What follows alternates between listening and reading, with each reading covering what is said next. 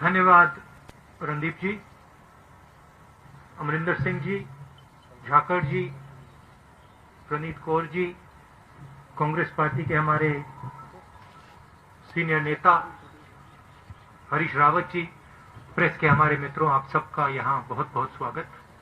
जैसे आप जानते हैं, हमारी ये यात्रा इन 3 काले कानूनों के खिलाफ है। ये जो कानून प्रधानमंत्री जी ने बनाया, एग्जिस्टिंग स्ट्रक्चर है, फूड सिक्योरिटी का एग्जिस्टिंग स्ट्रक्चर है, उसको खत्म करने का, नष्ट करने का तरीका है।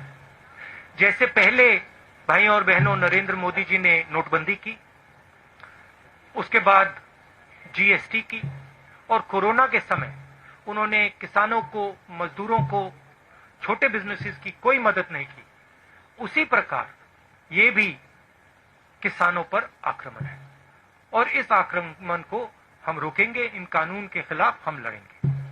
पंजाब को इससे सबसे ज्यादा इफेक्ट होता है, हरियाणा और पंजाब। और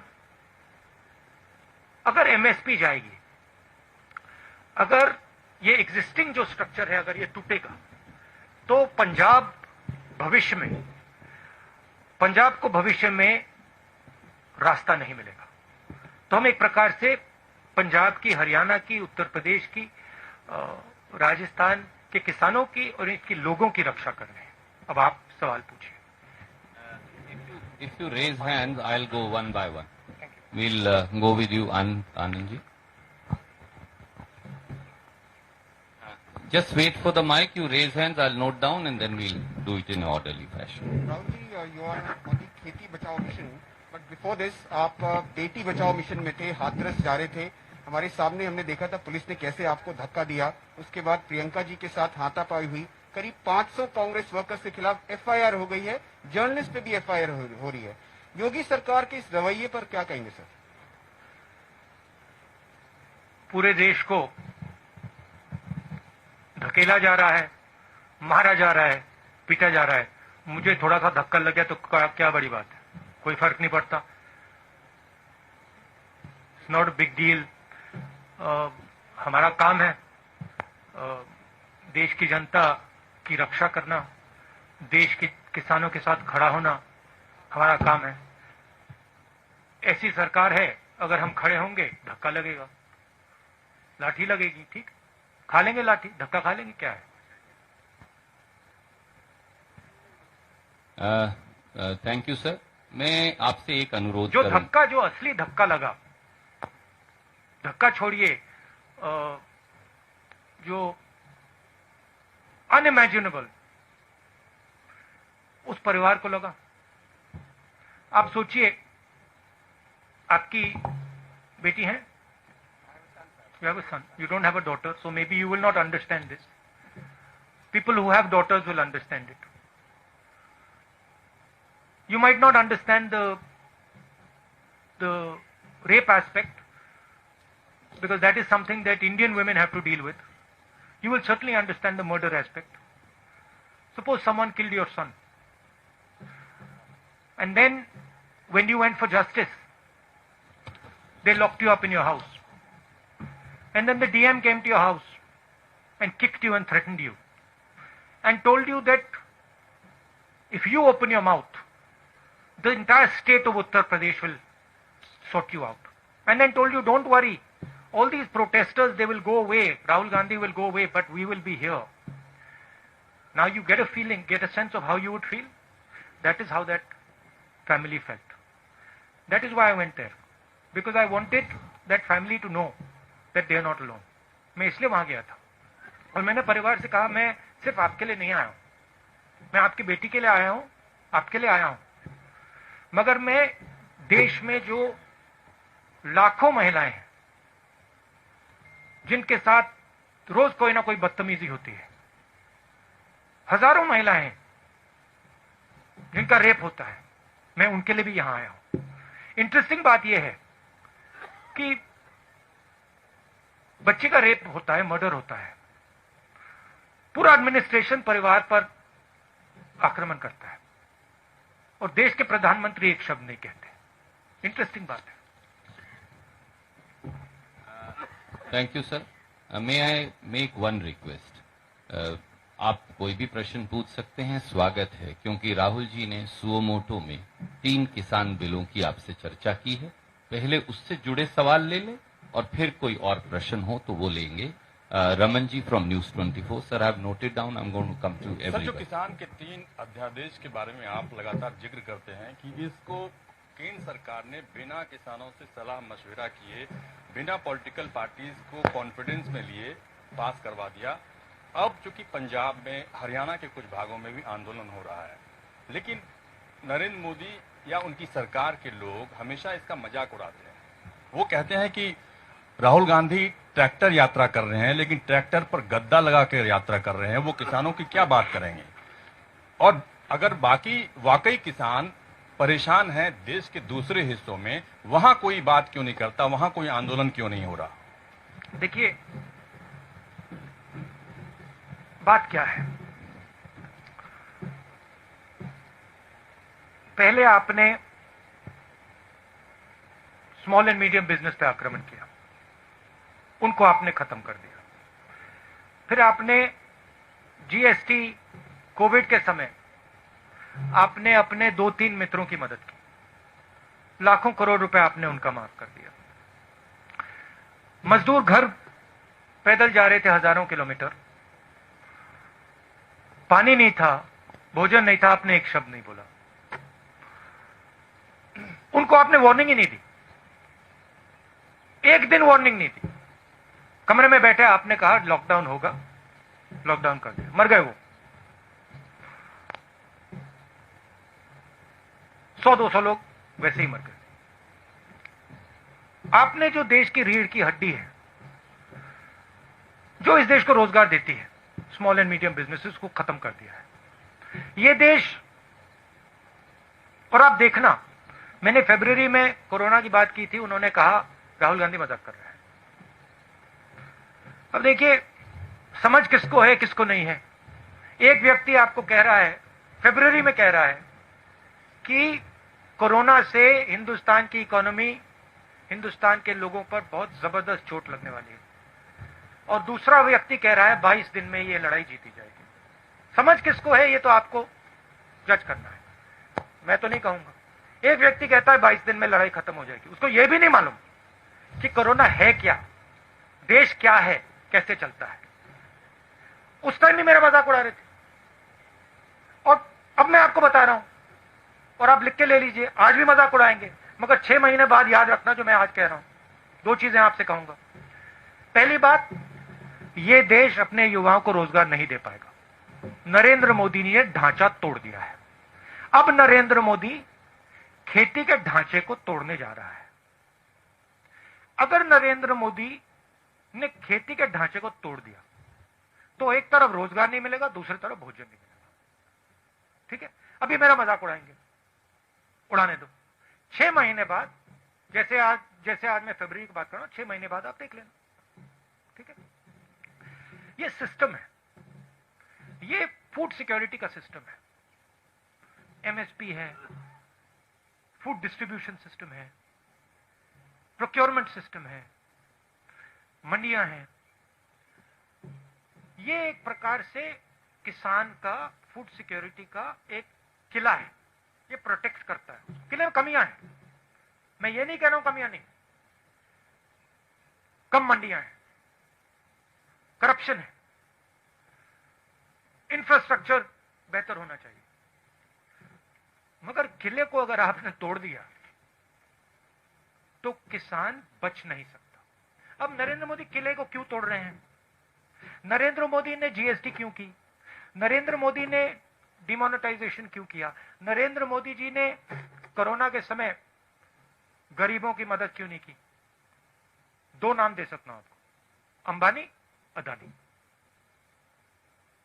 ये ट्रायंगुलर ग्रुप है, अदानी, मोदी, अंबानी। और नरेंद्र मोदी का काम रास्ता साफ करने का है। उनको ऑर्डर दिया गया है कि स्मॉल एंड मीडियम बिजनेसेस को खत्म करो, किसानों को खत्म करो, मजदूरों को खत्म करो और हमारे लिए रास्ता खोलो। अब मजाक कौन कर रहा है ये आपको डिसाइड करना है। Raman ji, I'll come back to you. We have to. I'll come back to you. We'll give you a second एक question. सेकंड, क्या भाई?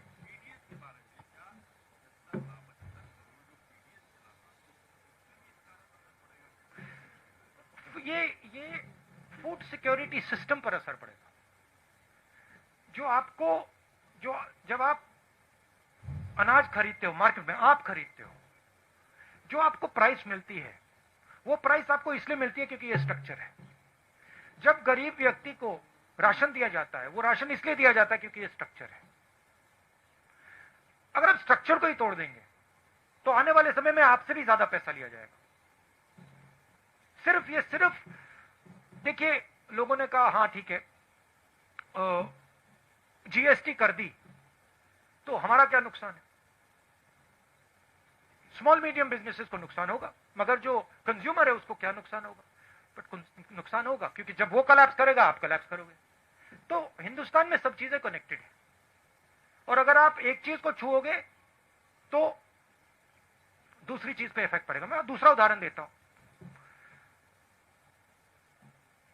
नरेंद्र मोदी जी ने कहा हिंदुस्तान की जमीन किसी ने नहीं ली, सुना होगा आपने। ऑपोजिशन लीडर्स को कहा हिंदुस्तान की जमीन किसी ने नहीं ली। 1200 स्क्वायर किलोमीटर चाइना ने हमारी जमीन ले रखी है। कैसे ली?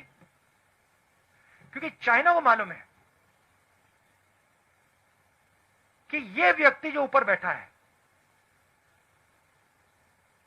ये सिर्फ अपनी इमेज की रक्षा करता है।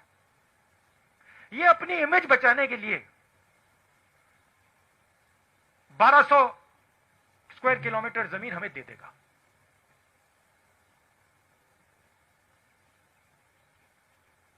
आप सिर हिला रहे हो, पूरा देश जानता है।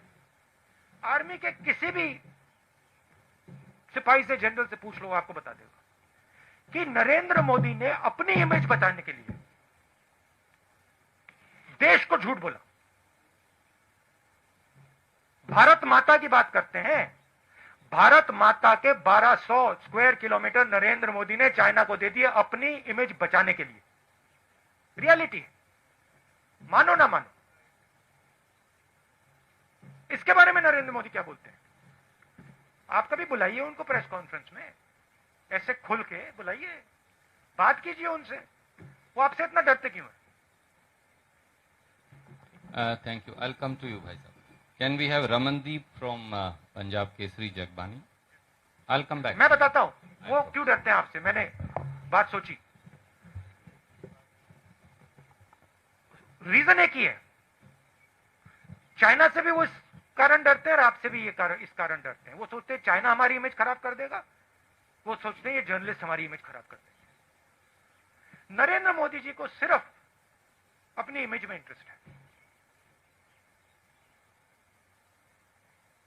टनल में जाएंगे, अकेले जाएंगे, वेविंग हो जाएगी, मीडिया पे पूरी मोनोपोली है, सोचते हैं कि भैया मीडिया दिखाएगा मुझे टनल में। तो उनको सिर्फ अपनी इमेज से ऑब्सेशन है। जो भारत में हो रहा है उससे कुछ लेना देना नहीं। मेरी फीलिंग है कि शायद नरेंद्र मोदी ये जो 3 कानून है इनको समझते ही नहीं, मेरी असेसमेंट है। राहुल जी, आप लगातार कह रहे हैं कि जीएसटी, लॉकडाउन और नोटबंदी ये गवर्नमेंट का फेलियर है, but on the opposite side BJP का कहना है कि ये हमारी अचीवमेंट है। वो दूसरी बार जीतने का भी हवाला देते हैं कि इसके बावजूद हमने इलेक्शन जीती। तो ये नजरिया अलग अलग क्यों है? और आपके अच्छा बताइए, ये जो चाइना को 1200 किलोमीटर दिया है ये भी इनका अचीवमेंट है क्या? नहीं, बीजेपी बोल रही है सर ऐसा कि ये बोल रही है कि उनका अचीवमेंट है कि 1200 स्क्वायर किलोमीटर हमने चाइना को दे दिया। उसका नहीं, जीएसटी का, नोटबंदी का या लॉकडाउन का। बीजेपी का ये कहना है कि जीएसटी आई या नोटबंदी आई कि उसके फायदे हुए, और उसका जो रेफरेंस दे रहे हैं वो कि हम जीते, इलेक्शन भी जीत रहे हैं। अगर पब्लिक में इतना रिवोल्ट था तो इसके बावजूद फिर इलेक्शन कैसे जीते? तो एक बात मुझे बताइए, आप मेरे से मत पूछिए, ठीक है? आप किसी भी स्मॉल बिजनेस वाले के पास चले जाइए, दुकानदार के पास चले जाइए और उससे पूछ लीजिए, उससे पूछिए भैया जीएसटी से आपका फायदा हुआ या नुकसान, अचीवमेंट है या फेलियर है। फिर उससे आप पूछिए भैया एक बात बताना, ये जो डिमोनेटाइजेशन है 500,000 पूछा है, छोटे दुकानदारों से बात की है, व्यापारियों से बात की है, किसानों से बात की है, वो तो कहते हैं कि भैया इन कानूनों ने हमें नष्ट कर दिया, खत्म कर दिया। आप जाइए, थोड़ा यहां से बाहर जाइए, किसान से पूछिए, पंजाब के किसान से पूछ लीजिए, ट्रैक्टर लिए घूम रहा है, सड़कें रोक रहा है। अगर अचीवमेंट था तो वो बाहर क्यों खड़ा है? पटाखे क्यों नहीं बजा रहा? Tribune, just let her pass the mic to you. Hello. Yeah. Rahul ji, there is a general perception across the country that an opposition with the Congress and other stakeholders is not as strong, and the BJP is able,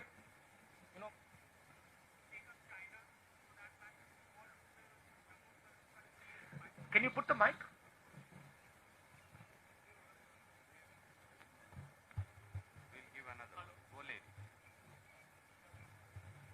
Hello.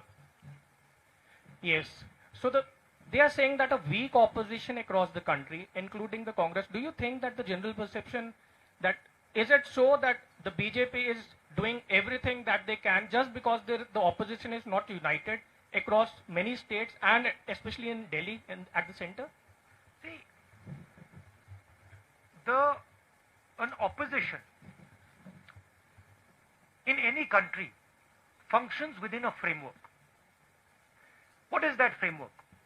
The framework is the press. The framework is the judicial system. The framework are institutions that protect the voice of the people. This is the framework. That entire framework has been captured.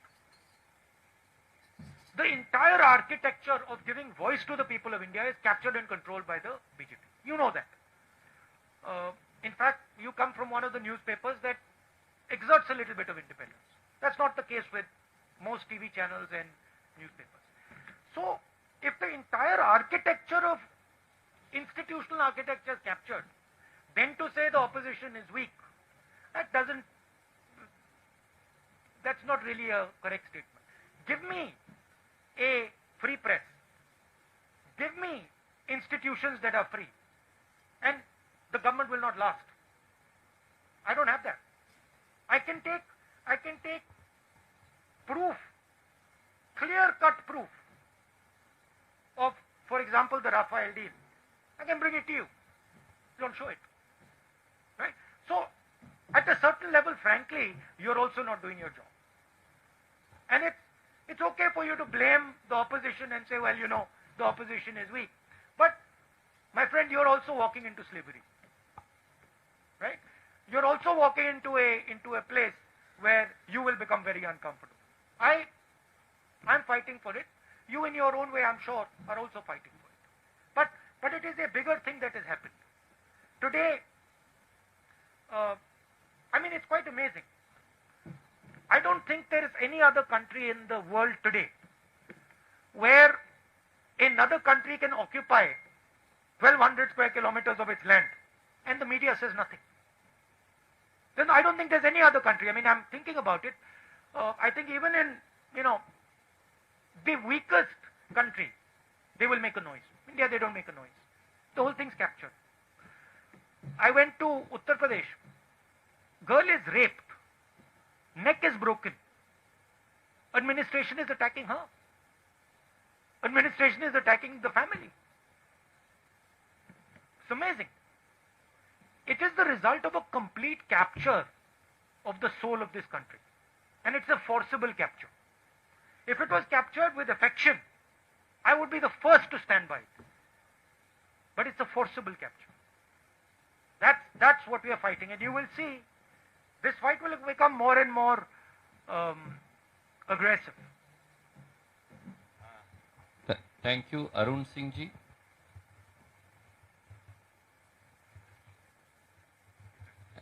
And then Gurpreet Singh Chattha ji from Ajit thereafter.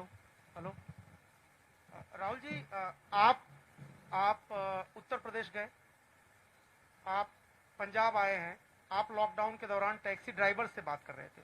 आप जब भी कहीं जाते हैं, किसी issue को उठाते हैं, बीजेपी की तरफ से एक वर्ड है पॉलिटिकल टूरिज्म।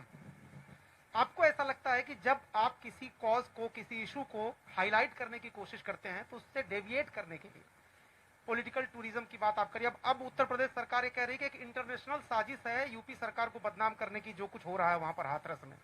या यहाँ पर आपसे सवाल ये पूछा जा रहा था कि गद्दी लगी थी, आप उस ट्रैक्टर पे बैठे थे। नहीं, मगर ये सवाल कभी नहीं पूछा जाएगा कि नरेंद्र मोदी ने 8,000 करोड़ रुपए के लिए 2 हवाई जहाज क्यों खरीदे। $1 बिलियन, 8,000 करोड़, उसमें कुशन छोड़िए, उसमें तो पलंग है पूरा। मतलब एक पलंग नहीं, 50 पलंग होंगे उसमें। ये नहीं कहते कि भैया हमारा जो प्रधानमंत्री है उसने 8,000 करोड़ रुपए का जहाज खरीदा। क्यों? क्योंकि उसके मित्र ट्रंप के पास जहाज है 8,000 करोड़ का, तो उसे भी चाहिए। ये नहीं कहते, ये कहते भैया राहुल गांधी, अमरिंदर सिंह जी गए, ट्रैक्टर पे बैठे थे, किसी ने कुशन लगा दिया। तो मैं वही कह रहा हूं, नैरेटिव चेंज हो जाता है। आप पॉलिटिकल टूरिज्म वर्ड इसको दिया जाता है। इसलिए मैं पूछ रहा हूं कि आप अगली बार जब कोई इशू उठाने की सोचते हैं तो इससे निपटने का क्या उपाय आपके पास है? क्योंकि देखो, मैं अपना काम करता हूं। मैंने जैसे बोला, मीडिया कैप्चर्ड है, इंस्टीट्यूशनल स्ट्रक्चर कैप्चर्ड है, उनका उधर डोमिनेंस है। मगर किसान पर जो अत्याचार करते हैं, छोटे दुकानदारों पर, स्मॉल मीडियम बिजनेसेस पे जो आक्रमण करते हैं, युवाओं के भविष्य पे आक्रमण जो करते हैं, उधर तो डोमिनेंस नहीं है ना। उधर मैं काम करता हूं। अब कहीं ना कहीं हिंदुस्तान के युवा को दिखेगा कि भाई यहां पे नरेंद्र मोदी जी टनल में वेविंग कर रहे हैं, मगर मुझे खाने को नहीं। किस बात की वेविंग कर रहे हैं वो टनल में, जब मुझे खाने को नहीं है, मेरे पास रोजगार नहीं है, मुझे भविष्य नहीं दिख रहा। तो कभी ना कभी रियलिटी, सच्चाई तो बाहर आती है ना। मैं पेशेंट आदमी हूं, रुक जाऊंगा थोड़ी देर। शुक्रिया। Can we have Gurpreet Singh ji from Ajit? Sir, मैं माइक देता हूं आप। हेलो सर, जैसे आपकी पार्टी बोलती है, आपके वर्कर बोलते हैं कि आप जब सत्ता में आए, आपकी सरकार कांग्रेस बनती है तो 3 बिल हैं जो आपने बोला कि हमने वो बंद कर देंगे। अगर वो बंद भी कर देते हैं, जो पोजीशन अभी है, कैप्टन साहब यहाँ बैठे हैं, पहले भी पोजीशन खराब है, खुदकुशियां हो रही हैं, उसके लिए आपके पास प्लान क्या है किसानी को बचाने के लिए? हमारे अगर मैनिफेस्टो को आप पढ़ें, और उसकी कॉपी मैं दे सकता हूं, उसमें क्लियरली लिखा है कि जो फूड सिक्योरिटी का सिस्टम है उसको हम स्ट्रेंथन करेंगे। आज 40 किलोमीटर के रेडियस में मंडी होती है, हम 4 किलोमीटर के रेडियस में मंडी लगाएंगे। हम इस सिस्टम को, जो इसकी कमियां हैं, उसको सुधारने की कोशिश करेंगे।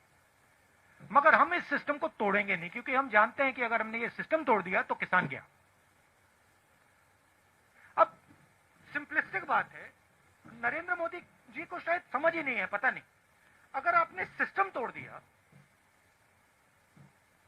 अगर पूरा एग्रीकल्चर का आपने सिस्टम ही तोड़ दिया, तो फिर किसान की प्रोटेक्शन कहां रही? तो हमारी जो फिलॉसफी थी कि हम जानते हैं कि मंडियों में कमी है, हम जानते हैं कि वहां पे करप्शन है, बट हम इस सिस्टम को रिफॉर्म करना चाहते हैं। वो कॉम्प्लिकेटेड मामला है, आसान मामला नहीं है। नरेंद्र मोदी जी जो सच्चा चैलेंज है उसको एक्सेप्ट नहीं करना चाहते। नरेंद्र मोदी कहते भैया इसको तो मैं उड़ा देता हूं। अब black money is a difficult challenge. Narendra Modi उस चैलेंज को एक्सेप्ट नहीं करना चाहते, कहते मैंने नोटबंदी कर दी, खत्म हो गया, क्या लगा। तो बहाना है। अमरिंदर सिंह जी अभी बैठे हैं, अभी हमने मीटिंग की अंदर, पंजाब के युवाओं को रोजगार दिलवा रहे हैं। सिंपल मामला नहीं है, कैची फ्रेजेस से रिजॉल्व नहीं होता, काफी कॉम्प्लिकेटेड बात अंदर चल रही है। ऐसे करेंगे, ऐसे करेंगे, ये करना है, वो करना है। तो हिंदुस्तान को ये रियलिटी एक्सेप्ट करनी पड़ेगी, सच्चाई एक्सेप्ट करनी पड़ेगी। Mohammed from NDTV and then Rohit from Bhaskar.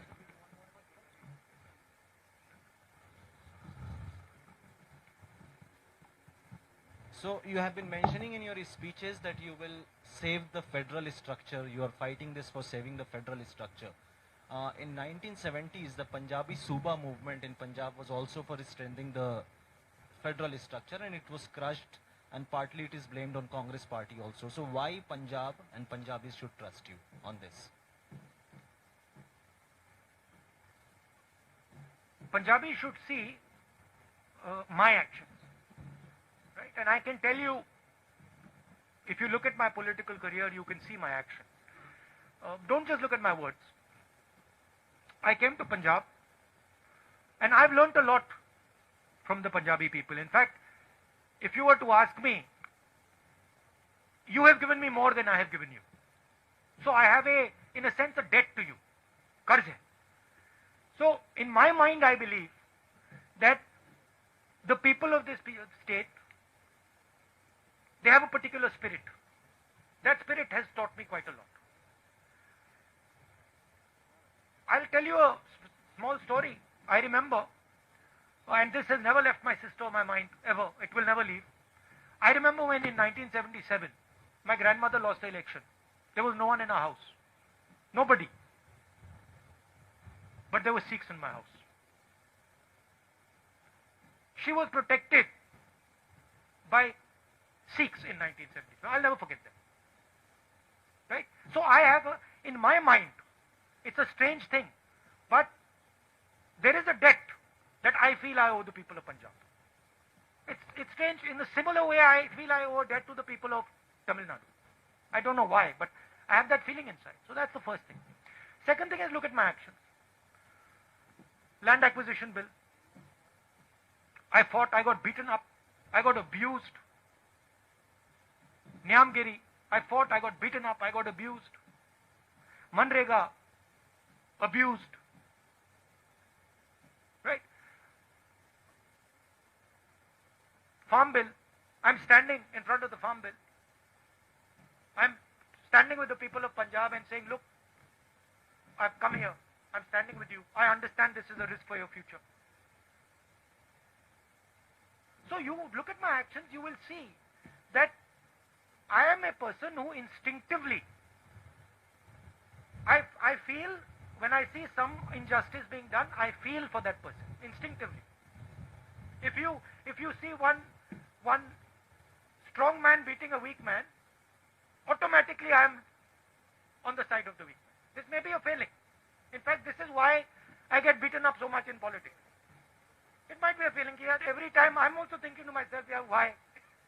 But I have that inside me. If I feel that injustice is being done to Punjab, I'll be standing on Punjab side, no matter what. If I feel injustice is being done to the Dalit girl in UP, I'll go there. I'll get 2-3 lathis, no problem. That's my nature. That's what I've been taught. I don't know any other way. And frankly, I can see right now that my political path would have been much easier if I didn't have this. अगर ये मेरे अंदर नहीं होता, but वो है, अब मैं उसको कैसे निकालूं? That's why people of Punjab should trust me. Thank you, sir. Rohit from Bhaskar.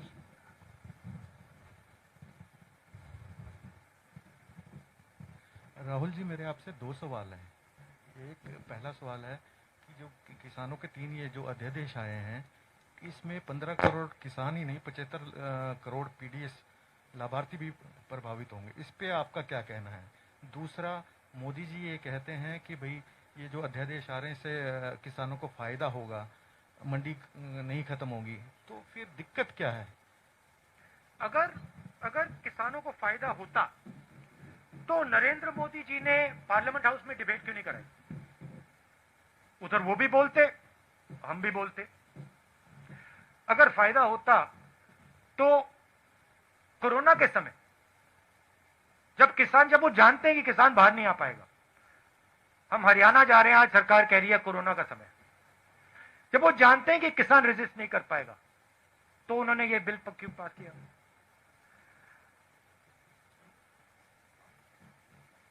ऐसे प्रेस कॉन्फ्रेंस में बैठ के क्यों नहीं बोलते नरेंद्र मोदी जी कि ये किसानों के हक में है? पंजाब में आके क्यों नहीं बोलते? पंजाब के किसानों के साथ खड़े होके क्यों नहीं बोलते? पहला सवाल, जैसे मैंने कहा, ये एक सिस्टम है. ये सिस्टम हिंदुस्तान का फूड सिक्योरिटी का सिस्टम है. इससे सिर्फ किसानों को नुकसान नहीं होगा, इससे कंज्यूमर का भी नुकसान होगा. एंड में किसान की जमीन जाएगी, उसको सही दाम नहीं मिलेगा, नरेंद्र मोदी जी कहते हैं मंडी की कोई जरूरत नहीं। हजारों मंडी है हिंदुस्तान में, मंडियों में वर्कर्स काम करते हैं, स्मॉल ट्रेडर्स हैं, किसान जाता है, लोडर्स होते हैं, लाखों में होंगे हिंदुस्तान में, उनका क्या होगा?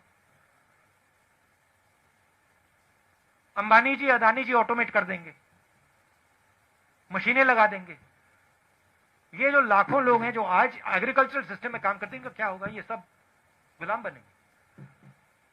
तो ये रियलिटी है। Thank you sir. अब एक बात, आप सबका बहुत बहुत धन्यवाद। आपने मुझसे इतने सवाल पूछे, मगर इनको तो आपने स्कॉट फ्री छोड़ दिया। तो इनसे भी 2-3 सवाल पूछ लीजिए। आदरणीय वरिंदर सिंह जी, विशाल भाई, please take the mike. Sir, आप दोनों से ही है। नरेंद्र मोदी कहते हैं कि इच्छा शक्ति की कमी थी, इसीलिए उन्होंने 3 जो बिल थे वो लागू कर दिए जब टनल पे गए थे। तो उसके बाद क्योंकि पिछली सरकारें इनको लागू नहीं कर पाई थी और लगातार ही सवाल खड़े हो रहे हैं, चाहे स्टेट का मैनिफेस्टो, इलेक्शन मैनिफेस्टो था, चाहे 19 में आपका मैनिफेस्टो था, कि एपीएमसी एक्ट को आपने बड़े जोर शोर से वहां पे उठाया था। तो क्या लगता है कि आने वाले समय में इसको पूरी तरह डिमोलिश कर दिया जाएगा, या अभी भी आप मैनिफेस्टो